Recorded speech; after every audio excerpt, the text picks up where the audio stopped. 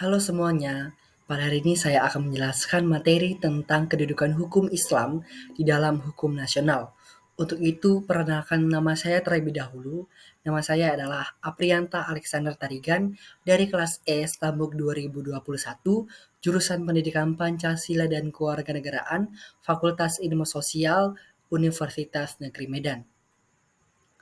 Kedudukan hukum Islam merujuk pada peran, posisi, dan signifikasi agama Islam dalam masyarakat, budaya, dan kehidupan individu. Islam adalah agama monoteistik yang didasarkan pada ajaran Al-Quran, kitab suci Islam, dan hadis, yang berisi petunjuk tentang bagaimana seorang muslim seharusnya menjalani kehidupan mereka. Kedudukan Islam dapat dilihat dari beberapa perspektif. Yang pertama itu adalah agama. Islam adalah agama utama bagi lebih dari 1 miliar orang di seluruh dunia. Ini adalah agama penting bagi mereka yang mengikuti ajarannya dan memiliki peran yang sangat signifikan dalam kehidupan mereka. Islam mengatur berbagai aspek kehidupan, termasuk ibadah, etika, moral, dan aturan-aturan sosial. Budaya, yang kedua adalah itu budaya, yaitu Islam juga memiliki dampak yang kuat pada budaya di berbagai belahan dunia, terutama di negara-negara dengan mayoritas muslim. Nah, ini mencakup seni, musik, arsitektur, dan tradisi sosial yang mencerminkan dalam berbagai aspek budaya, seperti pakaian, makanan, dan tarian juga.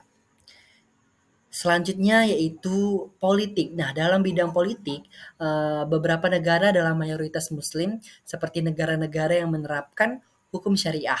Islam memiliki peran yang sangat signifikan dalam politik dan hukum. Selain itu, gerakan-gerakan politik berdasarkan prinsip-prinsip Islam dapat mempengaruhi tatanan politik di berbagai negara.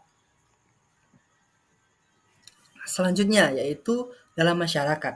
Nah, Islam ini juga memainkan peran penting dalam bentuk nilai-nilai, norma-norma dalam masyarakat muslim. Ini mencakup masalah-masalah seperti pernikahan, keluarga, dan pendidikan. Nah, selanjutnya saya akan menjelaskan bagaimana kedudukan hukum Islam.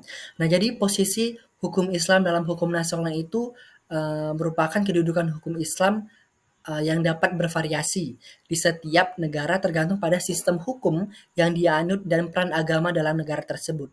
Berikut adalah beberapa contoh bagaimana hukum Islam dapat diterapkan dalam hukum nasional.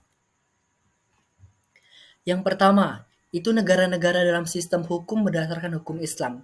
Nah, jadi beberapa negara seperti Arab Saudi dan Iran memiliki sistem hukum yang didasarkan secara langsung kepada hukum Islam. Nah, yang dikenal sebagai dengan hukum syariah. Jadi dalam negara-negara ini hukum Islam memiliki kedudukan yang sangat tinggi dalam sistem hukum nasional dan hukum Islam digunakan sebagai landasan utama untuk mengatur berbagai aspek kehidupan, termasuk hukum keluarga, perdata, pidana, dan sebagainya. Yang kedua itu negara-negara dengan hukum campuran. Nah, jadi banyak negara dengan mayoritas muslim memiliki sistem hukum campuran yang mencakupi elemen-elemen hukum Islam dan hukum sekuler.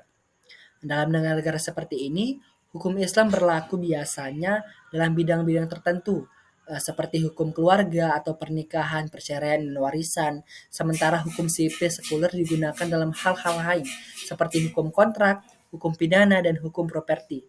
Contoh negara dengan sistem campuran termasuk Indonesia dan negara Malaysia. Yang ketiga itu negara dengan hukum sekuler. Jadi dari beberapa negara dengan mayoritas muslim seperti Turki, hukum nasional bersifat sepenuhnya sekuler dan berdasarkan pada sistem hukum yang tidak terkait dengan agama Islam. Dalam kasus ini, hukum Islam mungkin hanya memiliki peran terbatas dalam hukum nasional, terutama dalam urusan pribadi dan agama.